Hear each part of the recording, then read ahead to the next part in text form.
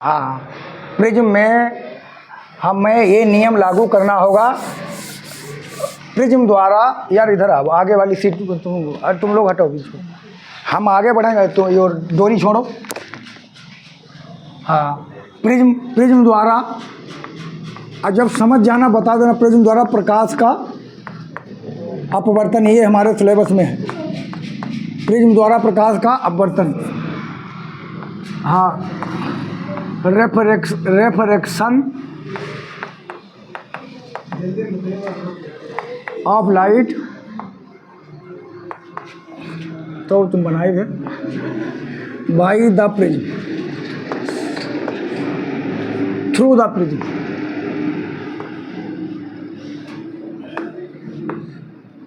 ये तुमने पढ़ा है कि नहीं अभी?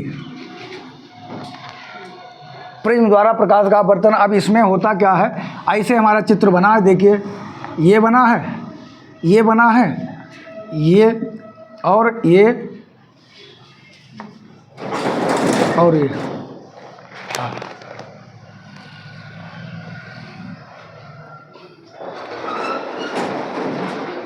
अब ये चित्र हमारा बना है, इसको हम लोग कहते हैं प्रिज्म एंगल, प्रिज्म कोण। लेकिन ये बना कैसे, ये किरण ऐसे गई, ये रे ऐसे गई, ऐसे हो गई, ऐसे आई। अब स्कूल में जाके हम लोग या कहीं पर जाके हम चित्र अपना उतार लेते हैं कॉपी से या बुक से, लेकिन इसको समझना है, ये रे अगर ऐसे गई है तो ऐसे क्यों हुई है। ये रे माने किरण, ये किरण ऐसे गई तो फिर बाहर निकली, ऐसे क्यों हो गई, इसका क्या रीज़न है, क्या तरीका है। चलिए पहले पढ़ते हैं प्रकाश का। हमने पढ़ा था प्रकाश का अपवर्तन, प्रकाश का अपवर्तन, प्रकाश का अपवर्तन यानी refraction of light, refraction of light. तो रिफ्रैक्शन ऑफ लाइट में हमने क्या समझाया था आपको? रिफ्रैक्शन ऑफ लाइट में हमने समझाया ये कोई सरफेस है। अब ये कोई सरफेस है, ये क्या है, इस पर नॉर्मल खींचना है, अभिलंब, जिसको हम लोग कहते हैं नॉर्मल। ये कोई नॉर्मल है, इस पर ये क्या है, नॉर्मल। नॉर्मल का मतलब होता है अभिलंब। नॉर्मल का मतलब सभी लोग जानते हैं क्या है, अभिलंब। ये नॉर्मल है, ये नॉर्मल अभिलंब। तो हमने क्या बताया था, अगर ऊपर मीडियम, अगर उधर का माध्यम जो है, अगर ऊपर वायु है, वायु माने क्या होता है, विरल, वायु माने विरल, यानी एयर का मतलब है यहाँ पर रेरर मीडियम। कौन सा मीडियम, रेरर। जो ये हमने पढ़ाया था रेरर, अगर रेरर है तो रेरर का मतलब क्या है, रेरर में अगर यहाँ से कोई प्रकाश की किरण आएगी, जब रेरर से, और नीचे का मीडियम क्या है, सघन है। सघन को मतलब हम लोग कहते हैं डेंसर। वही नियम यहाँ पे लगे हैं, सघन का मतलब है डेंसर। डेंसर, रेरर से जब डेंसर में प्रकाश की किरण आएगी तो हमने नियम पढ़ा है कि रेरर, जैसे जहाँ पर दूर दूर होता है, जहाँ पर रेरर का मतलब होता है वायु है वो विरल है, उसके पार्टिकल दूर दूर है, उसमें चाल होती है ज़्यादा, उसमें चाल क्या होती है, ज़्यादा। अगर रेरर से डेंसर में आएगी तो क्या होगा, अभिलंब की ओर, अभिलंब की ओर झुक जाएगी। यही नियम यहाँ पर लगेगा। अगर बेटा, अगर इधर ना दिखाई देता हो, इधर उधर खड़े हो जाओ, उधर किनारे। हाँ, कोई पार्ट वो, ये नियम नहीं छोड़ना है, ये नियम यहीं पर हम लगाएंगे। अगर प्रकाश की किरण, ऊपर का मीडियम कैसा है, ये हमने बहुत सघन है, यानी इसका मतलब है ये डेंसर है। और डेंसर से हमारी अगर प्रकाश की किरण किस में आएगी, विरल में आएगी, तो क्या होगा। अब यहाँ पर घने में, डेंसर माने घना, घने में प्रकाश की चाल क्या होगी, कम। तो कम जब इधर रेरर में पहुँचेगी तो इसकी स्पीड बढ़ जाएगी, तो ये अभिलंब से दूर हट जाएगी। ये कोण होता है आई, और ये कोण होता है आर। इस कोण को कहते हैं एंगल ऑफ इंसिडेंट, इसको कहते हैं एंगल ऑफ रिफ्रैक्शन। अब हिंदी में कहते हैं आपतन कोण, इसको कहते हैं अपवर्तन कोण। यही नियम यहाँ पर हमने बताया था तुम्हें पीछे, ये आई है और ये आर है।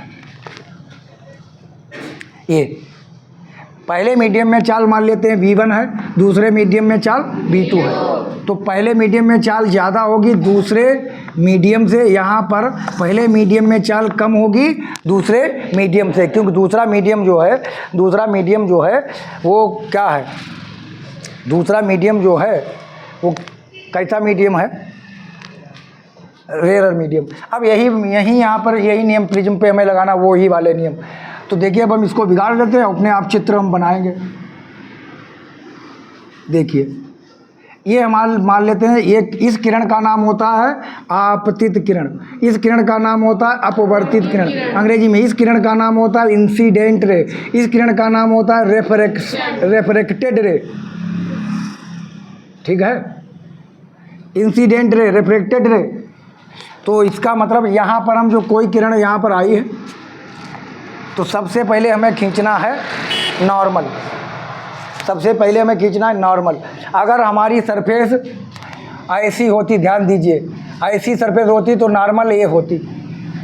भाई सरफेस हमारी यहाँ पर ऐसी है तो नॉर्मल कैसी है, ऐसे। अगर हमारी सरफेस ऐसी होती तो अभिलंब क्या होता, 90 अंश का कोण बनाती हुई रेखा। लेकिन हमारी सरफेस कैसी है, ऐसी। भाई मुड़ी है, ये मुड़ी है तो नॉर्मल कैसी बनानी पड़ेगी, मुझे नॉर्मल बनानी पड़ेगी ये। इसका नाम है अभिलंब, अभिलंब इसका नाम है अभिलंब, यानी इसका नाम है नॉर्मल। ठीक है, बात समझ में आई कि नहीं। अब यहाँ पर हमें नॉर्मल, अब देखिए बाहर क्या होगा, इधर भी हमें नॉर्मल बनाना पड़ेगा, इधर भी नॉर्मल अभिलंब बनाना पड़ेगा। देखिए अगर सरफेस ऐसी होती तो अभिलंब ये होती, लेकिन सरफेस हमारी कैसी है, ऐसी, तो अभिलंब कैसी होगी, ऐसी। भाई अभिलंब भी तो मुड़ेगी, अगर सरफेस ऐसी है तो अभिलंब ये, सरफेस ऐसी होगी तो अभिलंब ये। अब सरफेस ऐसी है तो अभिलंब भी तो ऐसी बन जाएगी, हाँ नहीं बनेगी, बनेगी। तो अभिलंब भी ऐसे बनेगी, तो ये हो गई अभिलंब। अब हमें वही नियम लगाना है, कौन से नियम, कि हमने नियम क्या पढ़ा है, जब वायु से कांच में बाहर क्या होगी, किसी चीज़ के बाहर, हमारे चारों तरफ क्या है, एयर है, वायु है। ये वायु से जब कांच में जाएगी, एक प्रिज्म काहे का होता है, ग्लास का, कांच का। प्रिज्म कांच का है तो बाहर वाला कौन सा हो गया, विरल, अंदर वाला क्या हो गया, सघन। तो विरल से सघन में जाना है, बताओ झुकेगी कि नहीं, अभिलंब की तरफ मुड़ेगी।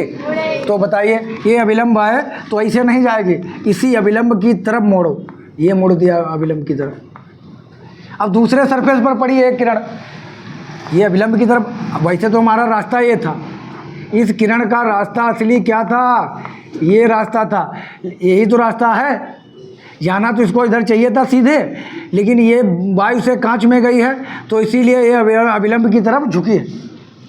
अब यहाँ पर पड़ी है, अंदर कांच है बाहर वायु है। अगर अंदर कांच है बाहर वायु है, अंदर कांच है बाहर वायु, क्या नियम लगेंगे, अभिलंब से दूर हटना है। तो ये अभिलंब है, ये, इससे हमें दूर हटना है, ये दूर हमने हटा दिया। ये चित्र हमारा प्रिज्म का तैयार। अब ये कोण होता है जिसका नाम होता है विचलन कोण, जिसका नाम क्या है, विचलन कोण। विचलन कोण यानी इसको हम लोग डेल्टा से लिखते हैं। तो ये विचलन कोण किनके बीच में बनता है, विचलन कोण, इस किरण को आगे बढ़ाओ, इसका रास्ता असली क्या था, ये, इसका पीछे, इसको पीछे बढ़ाओ, ये इनके बीच में जो कोण बनेगा इसको हम लोग कहेंगे विचलन कोण। ये किरण होती है निर्गत किरण, निर्गत किरण, इसको हम लोग अंग्रेजी में कहते हैं इमरजेंट रे, इमरजेंट रे। ये निर्गत किरण होती है, बाहर निकल जाती है।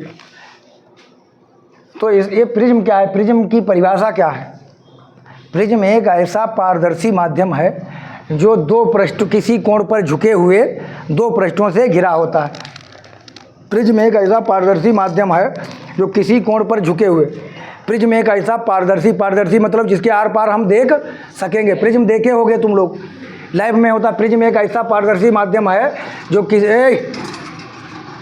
प्रिज्म एक ऐसा पारदर्शी माध्यम है जो किसी कोण पर झुके हुए, कोण प्रिज्म एक ऐसा पारदर्शी माध्यम है जो किसी कोण पर झुके हुए, ये देखिए किसी कोण पर झुका है, किसी कोण पर झुके हुए दो पृष्ठों से घिरा होता है। तो प्रिज्म की पहले परिभाषा हम लिख देते हैं। प्रिज्म क्या है? प्रिज्म एक ऐसा पारदर्शी माध्यम है। प्रिज्म एक ऐसा पारदर्शी माध्यम है जो किसी कोण पर झुके हुए दो पृष्ठों से घिरा होता है, ये प्रिज्म है। अब कोण ए को प्रिज्म कोण कहते हैं। कोण ए को प्रिज्म कोण कहते हैं। कोण ए को हम लोग क्या कहेंगे? प्रिज्म कोण कहते हैं। जो एक कोण है इसको हम लोग क्या कहेंगे? Prism angle. हाँ, प्रिज्म एंगल, इसको हम लोग नाम देंगे प्रिज्म एंगल। कोण ए जो है प्रिज्म कोण कहलाएगा। तो ये prism is A position of transparent, अरे ये प्रिज्म इज, हम अपनी बनाएंगे तो ना, इसमें ही बनाओ, गलत ना हो जाए। ये prism is a transparent medium. ये prism is a transparent medium. Prism क्या है? एक ट्रांसपेरेंट मीडियम है। जो prism is a transparent medium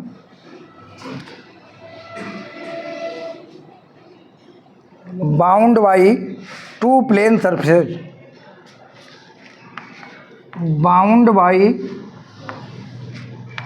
to plane surfaces, bound by two plane surfaces. देखिए किससे बाउंड है?